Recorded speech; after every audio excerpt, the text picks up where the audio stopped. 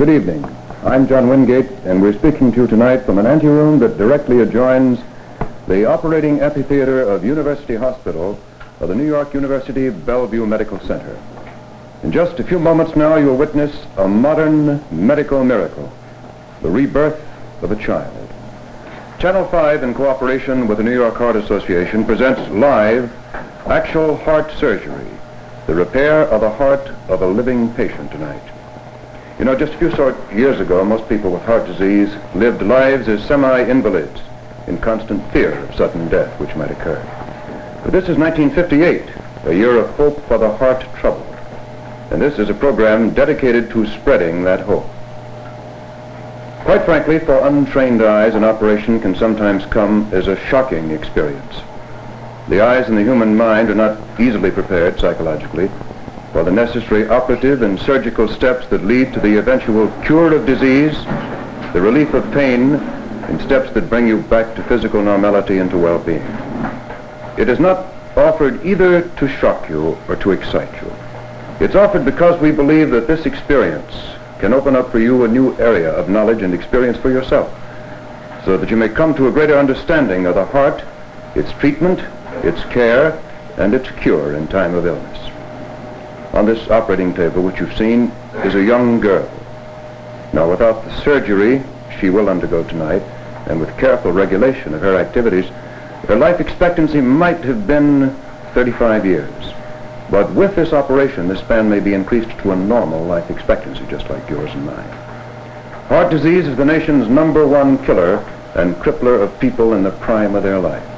10 million Americans are estimated to suffer from heart ailments, and almost every family is affected by heart disease to some degree. But in the past 2 decades, heart research has made tremendous strides and advances. New drugs are helping millions to lead comparatively normal lives, while over 200,000 people, perhaps some of them watching, are alive and well thanks to the development of surgical techniques such as the one we're about to see.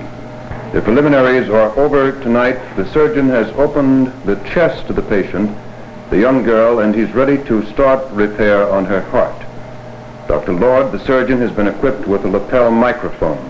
If you listen closely, you'll be able to hear his instructions and orders to the nurses and the technicians who are assisting him. All right, let's go to the operating room.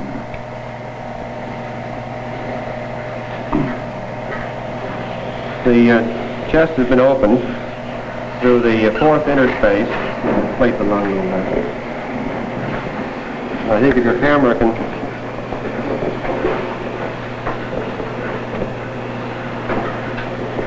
This is the heart beating here. A nerve comes along here known as the phrenic nerve. And this is the left upper lobe. I can plate it a little bit more. Left upper lobe of the lung. And this is the left lower lobe right in this region. The head of the patient is on this side. And his foot down here. This is his front and back. No, left hand into it.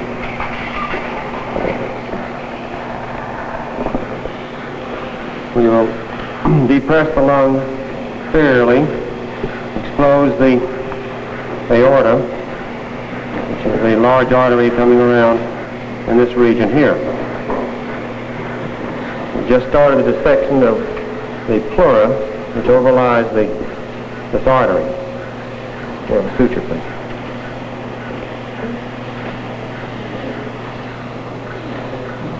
I'll put sutures in the pleura to retract it in order to expose the ductus. I don't need to tie them unless they're bleeding. Sorry. Clamp it. Dr. Lord, those of us who are watching the procedure on the monitor notice that one of your assistants, I think it's one of the nurses, has her head directly in the field. I think if she could move a little bit. That's a big help. Now we can see what you're doing. Dr. Redford was heard out very quickly. Are they all right? Yes, Dr.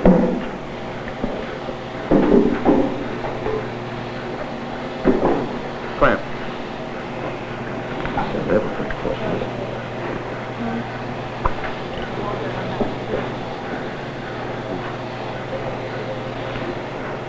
Dr. Lord, are you working on the sac covering the heart at the present time? No, this is the visceral pleura over the aorta. Dr. Lord, it looked to me as though a stitch were being taken. What was that? That's what we've been doing, yes. To tack the, pull the pleura back. Now, if you can see that, this is the fat and fascia beneath the pleura overlying the aorta. I might say that the pleura is the covering of the lung, and the lung extends up over the heart. So in order to expose the heart and see it clearly and to work on it easily, the lung has to be pushed back to the side, and that's what's being done at the present time. To those of you viewing, I might explain that Dr. Derrier and the other doctors here with me are connected by an intercommunication system with Dr. Lord, so we can talk back and forth when he is not so busy as he will be later. Another suture? Yeah.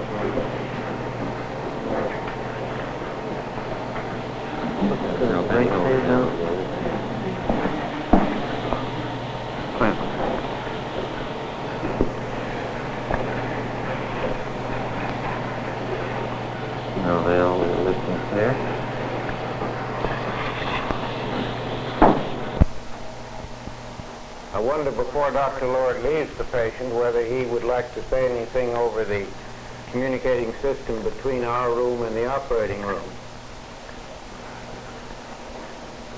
Well, we'll close the skin now, and I don't think there's anything more to say, except I'm mighty happy it's going all right. Thank you, Dr. Lord.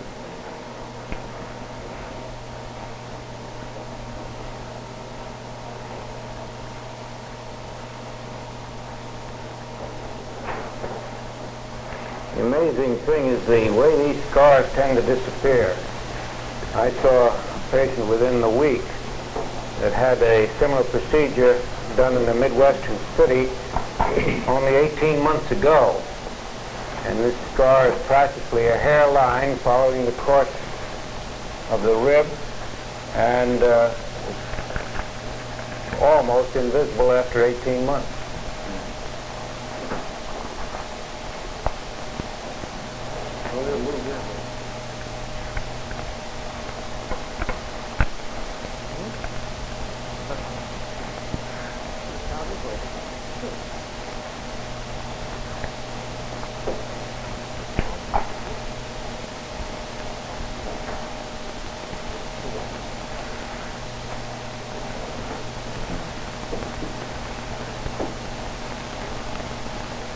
Another thing that interests me was a incision of this size and an operation of this type.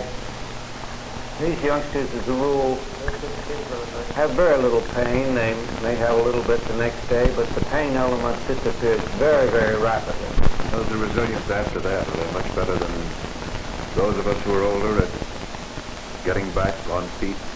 Well, that's the story that we hear. I think children recover from surgical procedures more rapidly than the geriatric patient does, without question. But sometimes even our geriatric patients amaze us in the rate of recovery. I think Herbert Hoover's a nice example of it. He's a man, a gallbladder operation. Yeah, a man in his 80s that went through an operation like a child would. I think newsmen, shall we say, sort of pestered him, as they do from time to time, about his advice to elderly people who want an operation. Mr. Hoover said this, made up his mind for him, get it and have it over, when he walked out of the hospital.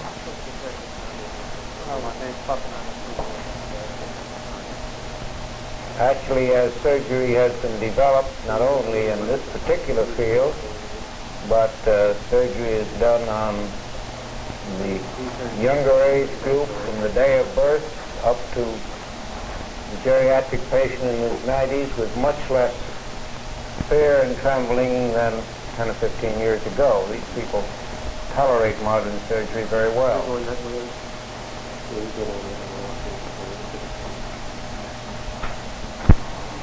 Any moment now, we'll have the word that it's over.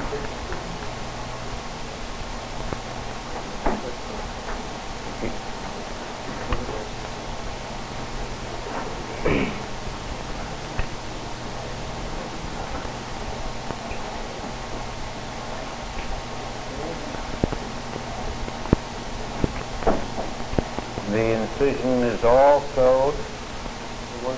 Sutured is the surgical word, and now the bandage is being applied over the suture. So, from all practical standpoints, the operation is completed. Shall we rely on that final word from Dr. Lord? That's right. The dressing's on now, and we'll take the drapes off for the easy one. Operation complete. All finished. Thank you, Dr. Lord. And we'll see you later.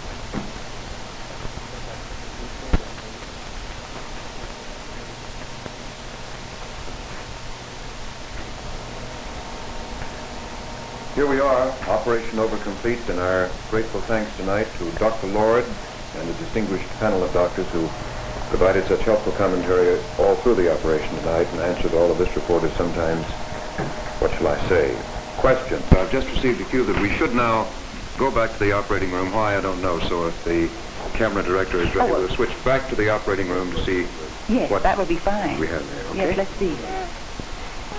Okay.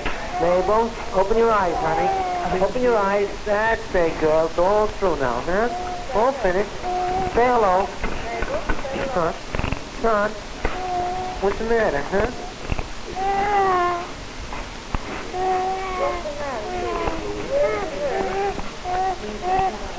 What's the matter, honey? Huh? Huh? It hurts you a little bit, huh? Huh? No? No? Huh? You want to go to the bathroom, huh? Oh, you want to go to the bathroom? All right. Okay, honey.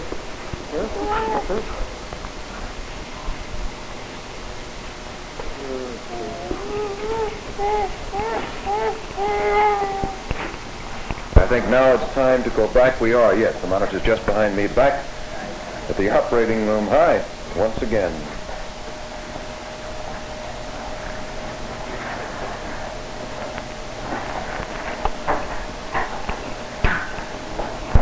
Right now, I think it's my privilege to introduce a man who's done himself a proud evening's work. I won't say any more than that. You've been watching him all evening, and I think perhaps the most significant thing you saw was that quick flashback we made to the operating room after he'd left, and we saw Mabel, the 4-year-old girl who had been victim of heart disease after the operation. What else need we say? Dr. Jerry W. Lord, the operating surgeon, you look very calm. Feel much better now. Dr. Lord is Associate Professor of Clinical Surgery at the NYU Postgraduate Medical School. He's President of the New York Heart Association, and right now he's earned himself a rest. Dr. Lord, it may sound like a silly question, but it's the first thing that comes up. How do you feel? I think after you've done any operation, Mr. Wingate, you feel an awful lot better, that things have gone well. We have our headaches and surgery, and when they don't materialize, we're mighty happy. Of course, tonight I was extremely concerned that everything would go well, so we'd not make people feel this was difficult surgery. It certainly isn't, and I think we could have done it a little bit faster, possibly, if hadn't been some of the tension. But on the other hand, speed is of no importance in operating, as a rule, and one just does it carefully, and usually works out all right. This is certainly the simplest operation of any of the so-called cardiac operations. I was thinking about it the other day. I'm certain at least 30 hospitals in New York and the area right around it are doing these operations frequently. And there must be well over 100 or 150 surgeons in this area that can do them with considerable ease. Tell me this, were you ever bothered? You had 4 powerful kibitzers. We can have a little fun now. No, they're right on top of you all the time, Dr. Derrier. I think everyone agreed there that they know more about surgery than we do. You gentlemen certainly led me. All right, let's have from you the announcement. How is the patient, little Mabel Chin? Apparently he's wakened up and all right now. I think if everything goes well, should be out of bed tomorrow and home about 7 days. Operation a success? Yes, apparently it is. We'll have to check later on, but I think there'll be no more patent ductus. What are the next medical steps for her, if any? Well, actually, I'll probably give her some penicillin and an oxygen tent for overnight. And then tomorrow, if the condition's good, she will be out of tent and out of bed. And the thing we look for most is that there's no more murmur as there was preoperatively. How soon before she can play with her friends and go back to a normal life? I think we like to have them not do active exercises for about 4 or 5 weeks, and not competitive sports for perhaps 3 to 6 months. But as far as behaving like a child's going to school and enjoying things around the home, playing with the playmates in not a too robust manner, in about 4 weeks. And so, ladies and gentlemen, we come to the conclusion of Operation Heart Saver. As a public service, and as a token of its belief and confidence in Heart Fund-supported research, Channel 5 has taken pride in cooperating with the New York Heart Association to present this special telecast. Here in this room tonight, we witness the rebirth of a child. Here, 2 miracles of modern science, heart surgery and television, which you saw, have united in this program of hope to show you that the once thought of as impossible dream of repairing a human heart has become a reality and a success. This is John Wingate. Good night.